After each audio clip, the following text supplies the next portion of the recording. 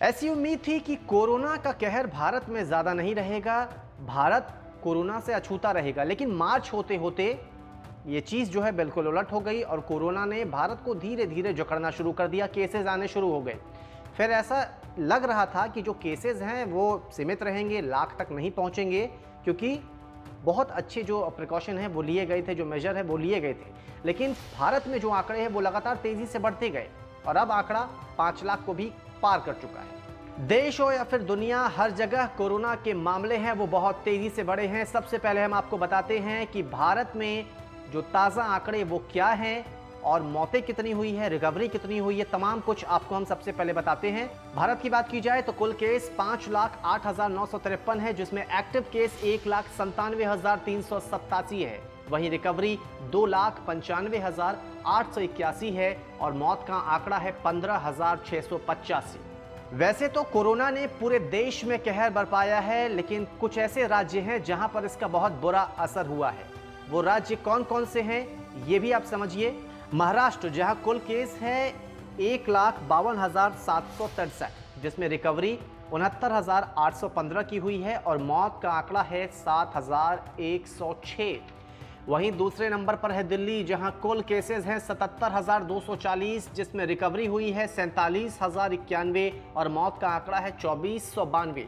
तीसरे नंबर पर है तमिलनाडु, जहां कुल केसेस हैं 74,622, जिनमें रिकवरी हुई है 41,357 और मौत का आंकड़ा है 957। अगर इन आंकड़ों को देखें तो एक चीज़ तो साफ साफ समझ में आ रहा है कि कोरोना के मामले तो बढ़ रहे हैं, लेकिन जो रिकवरी रेट है वो भी बहुत अच्छी है। मतलब जो पेशेंट हैं वो बहुत जल्दी और बहुत अच्छी मात्रा में रिकवर हो रहे हैं। 30 अप्रैल को टोटल केस और एक्टिव केस में करीब 9,000 का फासला था। वहीं 30 मई को टोटल केस और एक्टिव केस में करीब 91,000 का गैप हो गया। इसका मतलब रिकवरी रेट बेहतर हुई।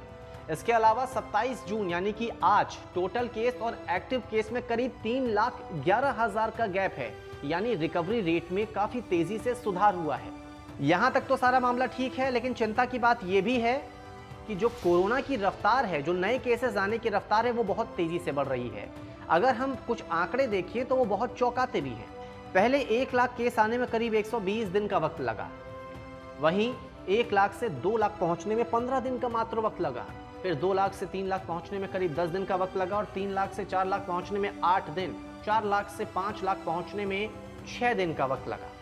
जुलाई में कोरोना पीक पर होगा, ये भी कई तरफ से कहा जा रहा है। खुद एम्स के जो निदेशक है डॉक्टर रणदीप गुलेरिया, उन्होंने भी इस बात को कहा था कि जुलाई में जो कोरोना के केसेस हैं वो बहुत ज़्यादा बढ़ सकते हैं। जो कोरोना होगा वो अपने पीक पर होगा। ऐसे में जो रफ्तार अभी है वो कहीं ना कहीं डरा भी रही है, क्योंकि अगर जुलाई में कोरोना पीक पर हुआ तो खतरा ये भी है कि जो कुल केस अभी 5 लाख के करीब हैं वो कहीं जुलाई के अंत होते होते 10 लाख ना हो जाए। इसीलिए सावधानी बहुत ज़रूरी है। आप भी घर पर रहिए, ज़रूरी हो तभी घर से बाहर निकलिए, क्योंकि कोरोना को हराने में किसी एक सरकार, किसी एक अधिकारी की बात नहीं है। मिलकर लड़ना होगा, तभी इस कोरोना को मात दे सकते हैं।